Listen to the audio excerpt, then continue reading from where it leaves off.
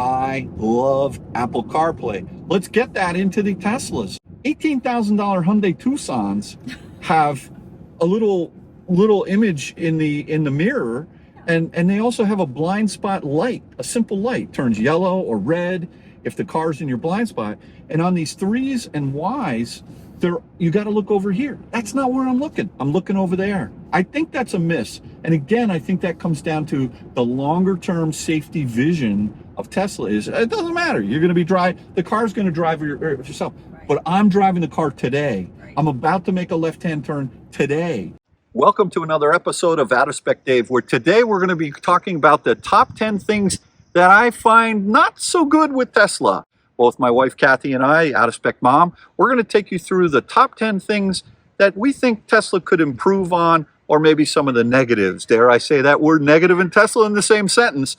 But we're going to do it here today on this video. So let's get into it, and keep in mind that these things I'm going to be talking about today, they are related to all the Teslas. So while this is my 2023 Model 3 rear-wheel drive, the one with the LFP battery pack, all of the things we're going to be talking about today really relate to any of the models, whether it's the Model S, the Model X, the Model Y, or the Model 3.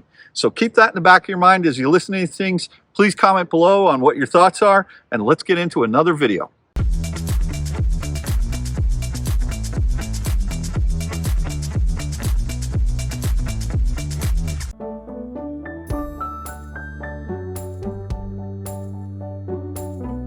We'll start off with the number one negative of the car.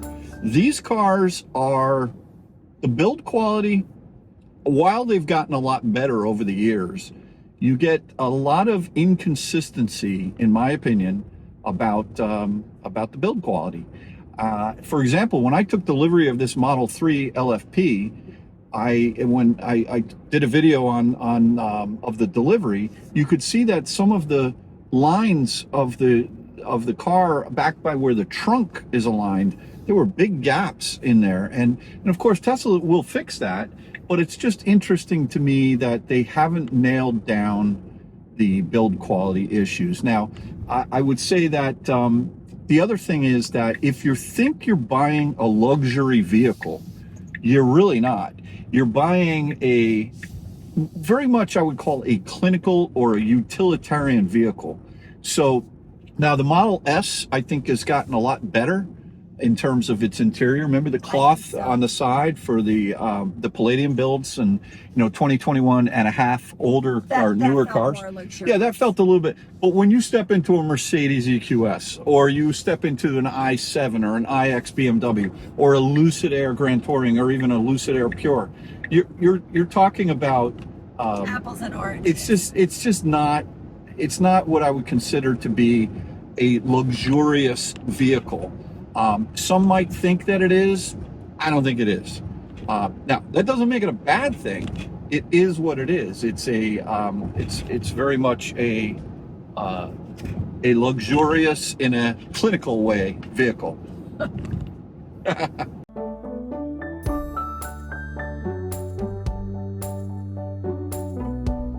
Number two, no spare tire. And that's a big problem, not just with Tesla, but with a number of vehicles. Now, what you can do is, a lot of the manufacturers have cut costs over the years by just eliminating spare tires. And sometimes they'll give you a little kit. One of the other things that Tesla, I don't believe I guess I got a spare tire repair kit. But if you get a big blowout in the car, and the sidewall's damaged, you're not going to be able to use that. So one of the things that I would recommend you get is a modern spare tire. It's a kit. It comes with the jack and everything. This is not sponsored in any way, but I have a modern spare tire for my Lucid, where I do big long road trips, and it just gives me that peace of mind that nothing is going to go, if I do get a flat. You remember years ago, we had to get flatbedded. We got a flat on the LIE, and we were 4 miles away from the Syosset, Long Island, New York Service Center. Right. And it took them an hour and 45 minutes to come. did. It was frustrating. It was frustrating. But imagine if you're in the middle of Iowa somewhere. Oh, forget it. And you get a flat. And then guess what? They didn't have a tire. So No. we Ubered home. We did. All the way back up to Connecticut. All the way back up to Connecticut. Yeah. And then Tesla at the time, that was a 2016. Where am I going? I got to go this way. Gosh, you can't talk and drive. You can't multitask. Just that left, right, whichever. So, but I remember they didn't even have a tire in stock. I don't remember. I just remember it being It was a hassle. absolutely appalling. Yeah, it was a hassle. It was shocking. So no spare tire. That's number 2. And I still, get yourself a modern spare tire. Just do yourself a favor. Just keep it in the back. Yeah.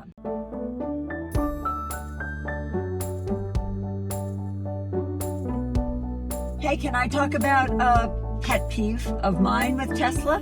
Yeah. No massaging seats. No massaging seats. I really think that Not even in the Model S or that X. was my point. Maybe not in the 3, maybe not in the Y, I get it. But if you're jumping up to the X and the S, and you really are trying to say you have a premium vehicle, I think in this day and age, you deserve to have massaging seats. Right. Particularly, I mean, those are expensive cars. Yeah. So that's one of my big negatives. Yeah. So, and before the 2021 and a half, update to the Model S and the X, you didn't even have cooled seats in those cars. So an older Model S, just be aware, you're going to get heated seats. You're going to get a heated steering wheel, but you're not going to have cooled seats in that car. So I would be careful with that.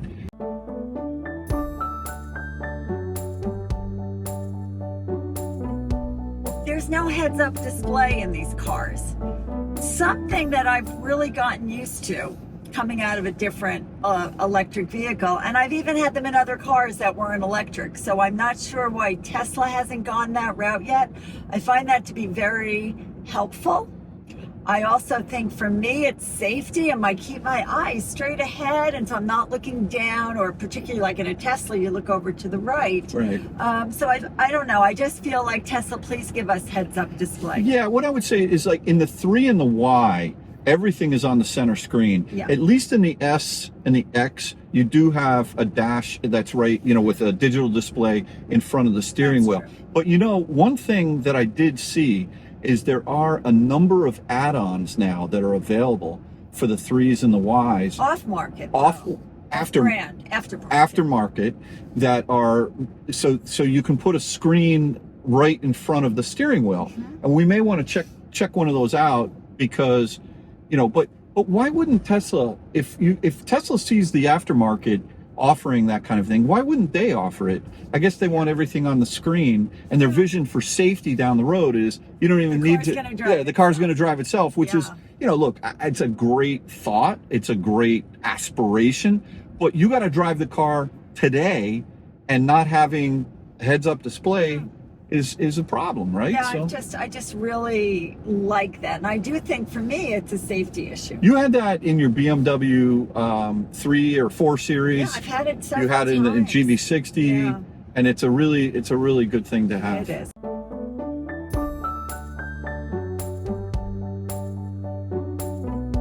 Can't get this car in silver, like a light silver, not that dark silver, that light silver. So as I am patiently waiting for my delivery of my Model Y, which I'm doing white on white, you would have gotten silver? I would have gotten the light silver, right? If that had been an option, because I'm sort of now looking for, hey, who has the car that I want available on the lot? Didn't seem to be anybody near me has it, and I thought, well, let's look at silver. Would you pay extra for silver? Well, aren't I paying extra for white? Nope. Oh, I would pay extra for silver. How much extra would you pay? I don't know, $1,500. Okay, all right. So years ago, Tesla did offer silver, a light silver. As a matter of fact, our Model X was silver. I really like the silver with the white seats. My Model 3 Performance from years ago with the white seats, silver white. I remember I liked And it. if you can find a Model 3 Performance silver white car on the used market, those are rare birds today. I sold that car years ago, and I actually heard that it got into a bad accident and it was totaled. I know the guy was okay that bought it for me, but But you know, the thing is that silver looks great. Now in Germany, they just announced 2 new colors. Really? Yeah, and they had them at the they had the cars at the annual shareholder meeting that they just held out front. Quicksilver. Is it light silver? It's not. It's more of a gunmetal. Okay. Well, I mean, I know that looks nice. And it does look nice. But not for me. But I probably would still get the white over the gunmetal. But they have this new cherry red. And I know we are not big red. Wasn't it? Was it nice? Isn't big red gum? It's beautiful. Wow. It's beautiful. I think that the cherry red with the white seats would be the way to go. I might even have it. No, you can only buy them. They're only out of the Germany plant. Oh. Your car's coming out of Austin. But they had the cars parked in at the annual shareholders meeting the other day. Okay. So, all right. So you bring back silver, right? We'll pay extra for it. I'd pay $2,000 for it. I'm just saying.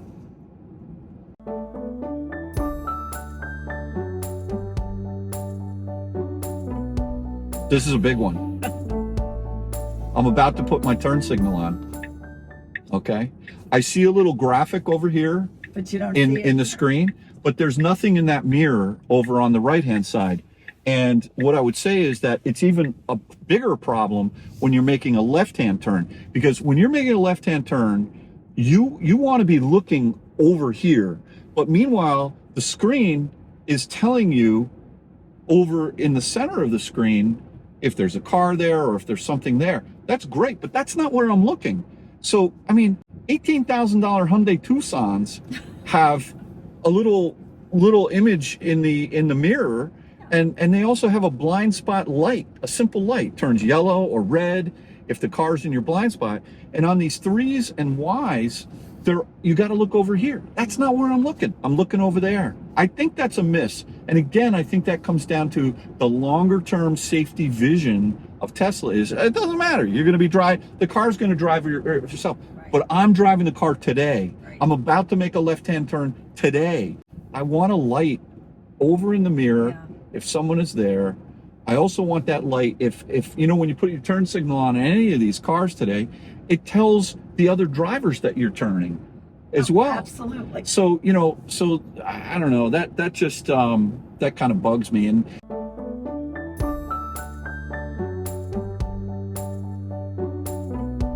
something that I think is actually dangerous that these cars don't have. And a lot of these cars are now all vision based. They've dropped the radar. You've only using cameras. So the ability to find out if someone is, or how far you are away from a parking wall in the back, or if you're pulling into a parking spot in your garage, the Tesla, with a recent update, they do have the distance control for park distance, which is great. But what they don't have, and this is serious, is cross traffic alert. Not in the front and not in the rear. And I can tell you that, you remember the other day, I know. we were getting groceries. Yeah. And I wasn't thinking. I don't usually think. What happens? He was busy talking. I was talking. Surprise, surprise. Whatever.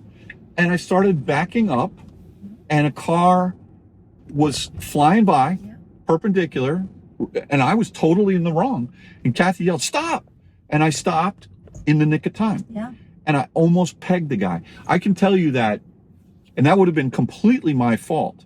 And I can tell you that in the GV60, since we've owned that car now 11 months, I would say at least 7 or 8 times It has saved you. that feature has saved me. It brakes. It's like, what just happened? It feels like it slams on the brakes. It beeps. It tells you there's cars, whether they're perpendicular in the front or in the rear. Yeah. It is such a great safety feature. My Lucid has it. These Teslas don't have it. Again, why? You don't need it, because the car's going to drive itself in the future. Again, I come back to that theme. So I think that's kind of an issue.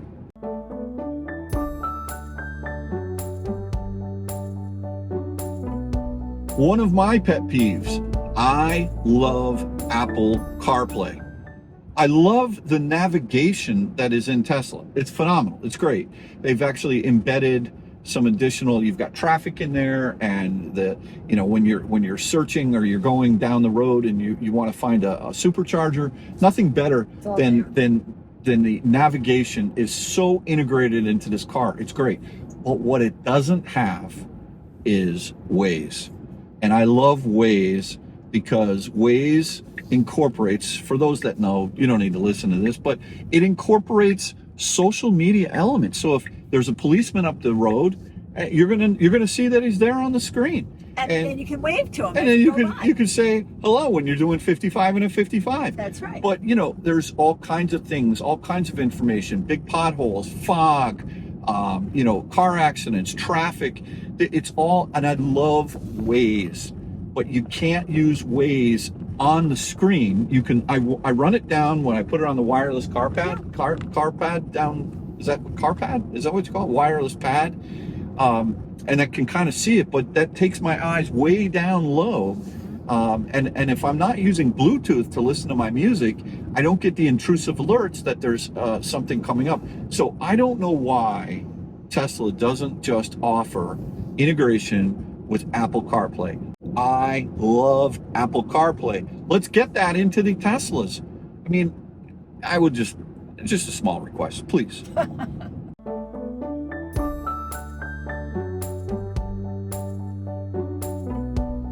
All right, so number 9, it's a little bit of a frustrating thing, but as much as Tesla has the buying process down to a science, you order the car on an app.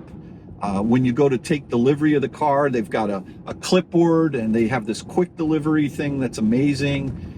I think it's just a little bit too industrial and too efficient. When you try to get someone on the phone at Tesla, with the exception of service, I find that I can call my local service, Mount Kisco, but every time I call Tesla, they say, put it in the app. And I want to talk to people sometimes. And I look, I'm not a Luddite in any way, shape, or form. I like technology, but sometimes I have specific questions and I don't want to text. I want to talk to someone about it. And it's tough getting people on the phone. When you do get someone on the phone, it's great and they're very helpful. But I just find that to be a bit of an issue that I wish we could call people and speak to people at Tesla. So you're looking for better customer service, personal, absolutely. one-on-one, pick up the phone. I mean, how can I help you? If you've never bought a Tesla and you're new to buying a Tesla, you're new to getting a Tesla, let's just say you have a question about it, it's going to be a little bit of a different experience. Like when you buy a Mercedes or a Lexus or BMW, they're all over you as far as, calling you up, how's it going, what's happening. And I just find that to be a little bit detuned, is maybe a nice way of saying it. If they could step it up, I know you're super busy. As a matter of fact, they were delivering over 50 cars today at Mount Kisco. They were super busy. And when you go in, the guys were so nice. When you go, helpful, yeah, of course. So awesome. Yeah, and it's great. But I would just love a little bit more service. When I had the issue with my Lucid. You want a more personal one-on-one. Lucid was all over me. They were proactively calling me. I know for the right reasons. They're having trouble selling cars. They're trying to push cars. They're doing the right thing. Whereas Tesla does not have a demand problem right now. They have a supply problem, and you can't make enough of these cars. But I just hope that they can maybe step up just give me a phone number. I can call someone and talk to them. So that's my number 9.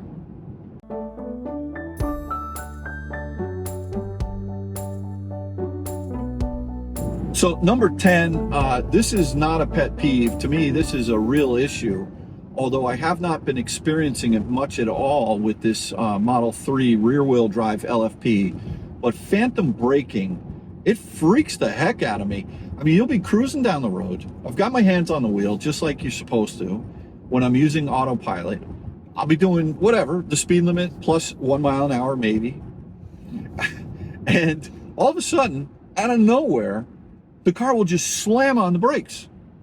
And I go like this. And then you'll wake up and it was like, what happened? Bailey goes crazy, right? Well, it's unsettling. And there's nothing there. Right. And one part of me says, look, if there is something that the computer is seeing in the car, I would rather that it reacts in a very conservative way. But it's been a number of years, and every time they release the over-the-air updates with a new iteration of software, you think that they're going to eliminate phantom braking, and it still happens. And so when it happens, it scares it just freaks me out. My heart skips a beat, and I'm looking around like, what is it? And it's nothing.